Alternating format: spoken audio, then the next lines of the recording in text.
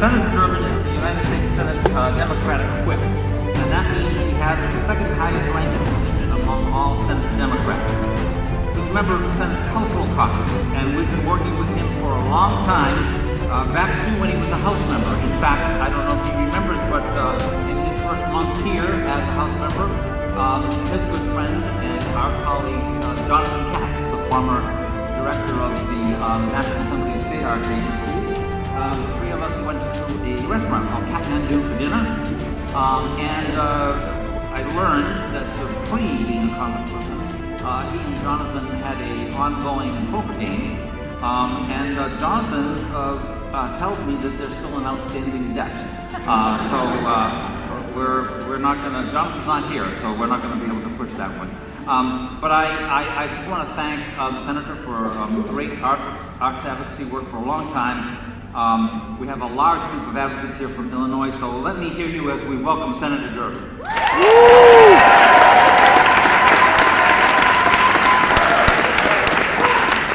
Thanks, Bob. It's great to be with you, and I acknowledge my friend Steny Hoyer just came to the room, so I'll try to make this speech short, but you know in the Senate we can't stop talking. So, Steny, I'm glad you're here. I understand your poker game is pretty Poker soon. game's going to start in just a few minutes. Bob Lynch, thanks. And thanks to the Americans for the Arts for organizing the Congressional Arts Advocacy Day. First, take a look at this room. This is amazing. It's a spectacular room. And if you have a few moments and get bored by the speakers, there's a little posting in the back there on the wall about what has happened in this room. In this room, we had the Senate Congressional hearing on the sinking of the Titanic. Clarence Thomas hearings, the Watergate hearings, Iran-Contra. When you go through all the things that have happened in this room, you think if I could be a fly on the wall somewhere in America to watch the comings and goings of American history, and I couldn't get in the main Capitol, the House and the Senate, I'd want to be in this room. Just for example, President John Kennedy announced his candidacy for the presidency in this room. 50 years ago this Friday, Senator Robert Kennedy announced his candidacy for the presidency. When the Senate chamber goes through renovation, the Senate moves into this room. So take a look around while you're here. As artists, I'm sure you're going to appreciate a lot more about this room than most. But I want to thank you for letting me say a few words this morning. You're about to go out on an important job of advocate, lobbyist, if you will, speaking to members of Congress and to their staffers. Let me give you just a few words of advice. In fact, let me give you 6 words of advice. There's a man who passed away a few years ago named Jack Valenti. The name may ring a bell with some folks here. He worked for President Lyndon Johnson, pretty famous fellow, very outspoken, and went on to become head of the Motion Picture Association. Jack Valenti said that every good speech contains 6 words. 6 words. Let me tell you a story.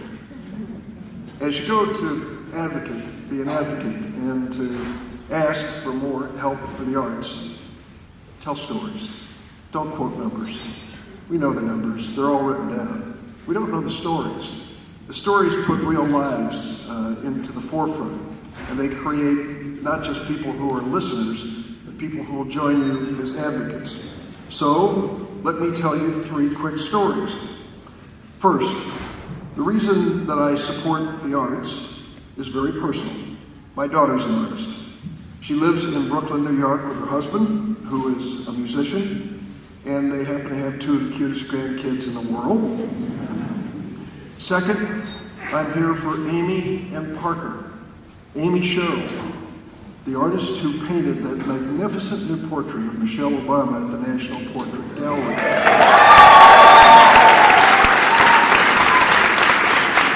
You might have spotted that incredible photo that showed that little 2-year-old girl standing in awe in front of that portrait. Her name is Parker Curry. She was mesmerized by that portrait. Have you ever seen a better illustration of the power of the arts than to fill a child with awe?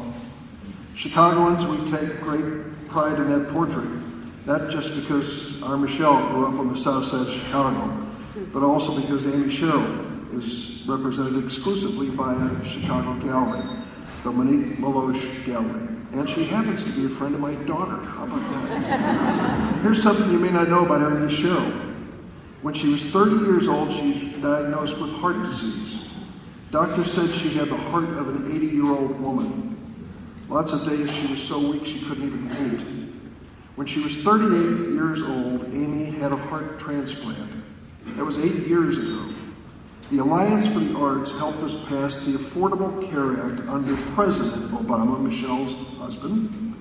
We need to preserve and protect the Affordable Care Act so that artists can continue to afford to be artists and care for their health without risking their health.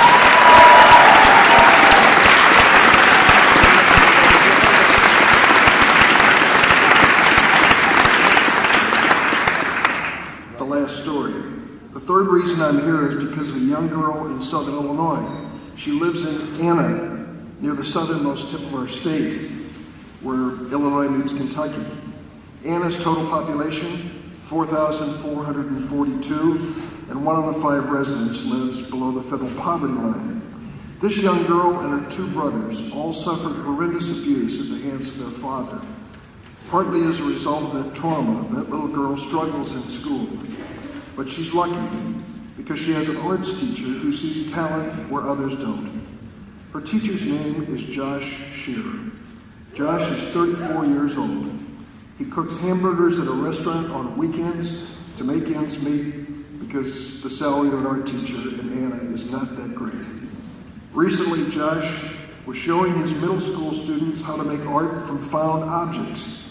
That little girl who'd suffered such horrendous abuse at home took buttons, bits of cork, and other scraps that people tossed out because they saw no value in them. She did. She took those scraps and fashioned them into a statue of a horse. It was so good, her classmates were astonished. And maybe, just maybe for the first time in her life, that little girl felt special. That the things that seem broken and worthless to some people can become beautiful and inspiring. Think what an important lesson that is for her and for all of us. That little girl's art teacher is here today. A round of applause for Josh Shearer.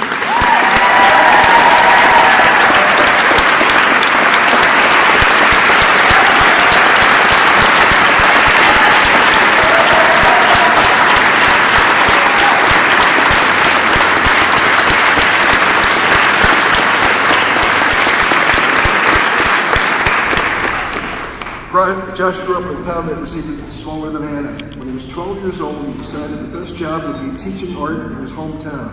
When he was 22, he finally got the job, and 8 years later, arts education was cut from the curriculum in 4 other small towns that made up the Century School District.